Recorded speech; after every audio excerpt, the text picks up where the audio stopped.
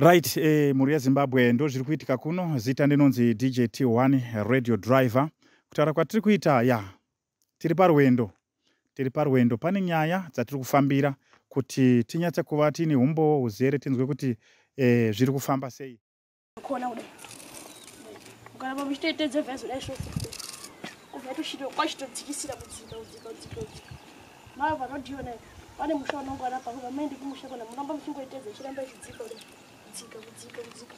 Mukasvike pane bani koma ovhuma dai so. Koma pane mushora. Ndo padarika negwanzi kuna. Ukabvunze paimbo papo kuti naMatutsa nepapano kana pana pato kwani. Change my story.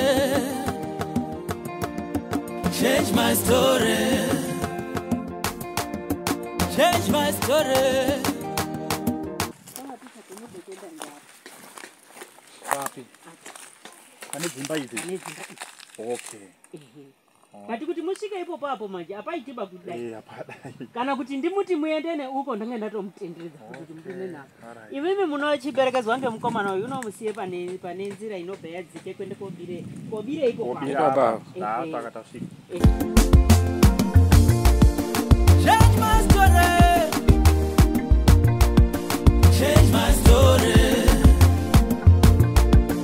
Change my story. Change my story. Change my story. Mama tasvika panapa isiso zuva ranhasi. Tiri kuda kuti tinzwisise pamusoro penyaya yababa. Magariro amakaita imimi nababa. Vamatutsa anditi ndizvo? Pane nyaya yakaitika yatiri kuziva tese kuti pane zvakaitika. Saka isi tiri kuda kunzwa kwamuri ndechekuti magariro amakaita nababa panapa akamira sei? Makamboona here dzimwe nyaya dzakafanana naidzodzi? Inini magariro endakaita pa 22 years dzendanawo. Hapana nyaya yandakambonzwa. Hapana nyaya yandakamboti kana kuti ndimboti ndakabata kana ndakabata kana message mufoni kana makore ndanawo 22 iwa. Handizombobvira ndabata kana message mufoni kana ndimboona kana murume wanga aine aine girlfriend. Handina kumbobvira ndambodaro. Alright. Izvi kutotangawo zvekutozwawo. Okay. Kutozwawo kutotangawo izvozvi. Handinambobvira ndazviona since ndakaroorwa. Okay. Saka ngatitarisei mimi mama semunhukadzi semudzimaiwo pamakanzwa kuti baba wapindana netsaona dzakadai imimi semunhukadzi makazvitambira sei? Inini semagariro endaita nawo. Ndakangozvitambira asi kuti ndakarwadziwa ngokuti handisati ndambosangana nazvo. Okay. Ndisati ndambosangana nazvo kana kuti ndimboti murume wangu akamboite girlfriend ndichimbata ine girlfriend kana kuti ndichimboti makore esaya kana ndakambata message mufoni handina. Namona. Okay. Alright. Saka izvozvi zvitasvika panyaya yekuti pane last time patakabva kwa headman pari kunzi pari kudiwa mari. Zvakamira sei? Baba wanokwanisa here kuafoda kubhadhara mari idzodzo dziri kudiwa? Handifungi kuti anokwanisa kuafoda ngekuti haana zvipfuyo zvatatinazvo zvakapera ngenyaya yedrought yakaitika yezvipfuyo. Ndo pakabva pere zvipfuyo zvedu.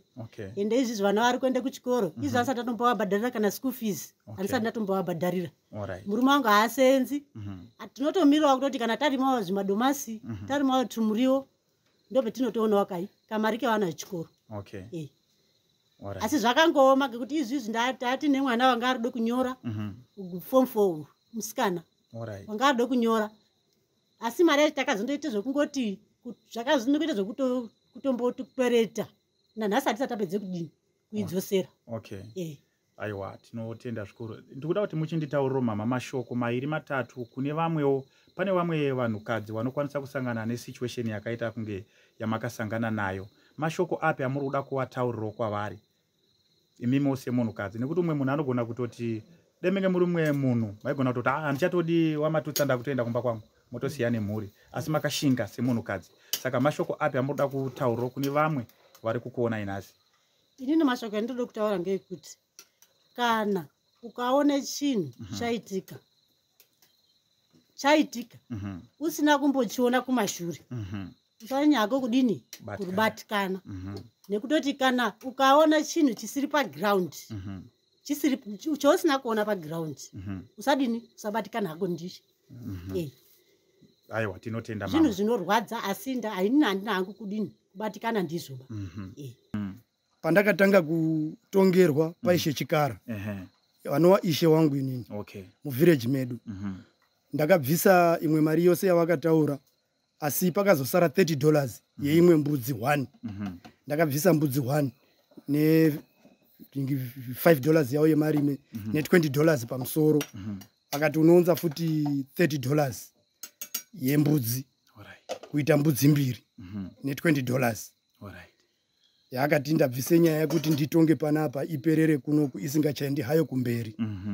ndikati zvakanaka saka pamari iyoyo ndakakwanisa kuipedza kubva kubhadhara ndobva ndazosarwa nembudzi 1 yendinode kuti ndivape paheadman ndakabvisa marime $20 ndikabvisa $100 yegwai pamuripo wendakachajwa ngekukanganisa kwandakaita pobva pasara 1070 pa 1070 ndakaenda kokwanisa kubvisa $15 US pobva paenda kosara 1055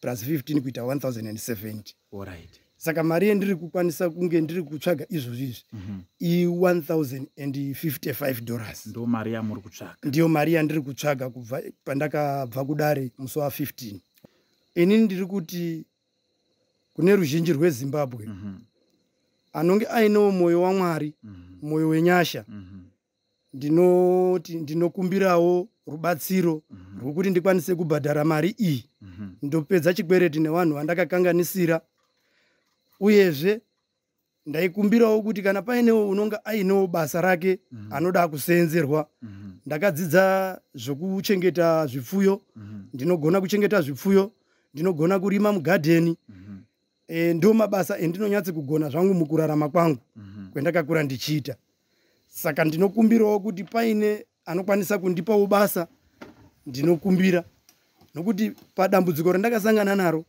hazvichagoni kuti munhu wemurume akwanise kundisiya ndiri pamba pake ndichishanda nemudzimai wake nedambudziko rakadai hazvichakwanisiki saka ndiri kutokumbirawo kune vanonga vaine nyasha dzavo kuti vandipowo basa nokundibatsirawo nemari iyoyo $1055 US. Right. Ndenge ndiri kumboita hurukuro panapa namama vachitaura kuti sinzi vakagara nemi hapana kumboita dambudziko rakadai. Pangawa here maonero enyu chingava chiri chii vaMatutsa chakakonzeresa kuti zvinhu zvinge zvichisvika apa? Inini kubva 2013 ndingati upenyu hwangu handisi kunyatse kuhuone zvakanaka mararamiro angu. Ndaibatawo mari ndichishanda zvakanaka asi zvakandongoti change from 2013 ndakungonongedzerwa zvinhu zvendisina kuita nezvendaita kundozi hero kuti ndizivewo kuti paupenyu hwangu ndaberekanawo nemhepo yakaita sei. Inini zviri kundinetsa ndinokwanise kutokanganisa ndisingatombozwi ndakanganisire munhu wozotongozwa mangwana kuti iwo wakazonditi zvakati iwo wakandishaishira saka jambwa nemunyama ndo zvendiri kuona zvakandinamira pamwe paropa rangu handisi kuzivawo kuti zvinokonzerwawo nei. Ndo zvinhu zvendiri kuchemawo nazvo kuti kuinawo vanokwanisa kuzvivheneka vachizviona ndaitokumbirawo kubatsirwa kuti ropa rangu ringe rakachenawo ringe richifambawo mune zvakanaka nezita rangu richifambawo mune zvakanaka. Pane here mamwe mashoko amungadai masiya muruda kuti mhuri yeZimbabwe inge ichizivawo? Handina, chikumbiro changu ndicho ichocho chete chokungoti ndikwanisewo kufambawo mukururama nemukugarisanawo nevamwe vangu mune zvakanaka pasina kutukana, tichiendawo kumachechi tichienda kunonamata Mwari wedu, tichidzokawo pamba pedu tichifarawo nemhuri yedu mune zvakandonakawo. Ndo chishuwo changu chete. Aiwa, tinotenda zvikuru. Sekunzwa kwamuri kuita mhuri yeZimbabwe ndo mafambiro ari kuita nyaya yedu. tinovimba kuti aiwa kune avo vachanzwa mwoyo wekuda kubatsira vaMatutsa vanokwanisa kuvabatsirawo kusvika pastage yavanenge vari kuda. Makasununguka kutibata isiso weTICHKACH MTV panhamba dzinoti 0773178338 kana kuenda paemail address yedu inoti tichkachmtv@gmail.com. zita ndinonzi DJT1 radio driver class 1 pamugwagwa. Change my story.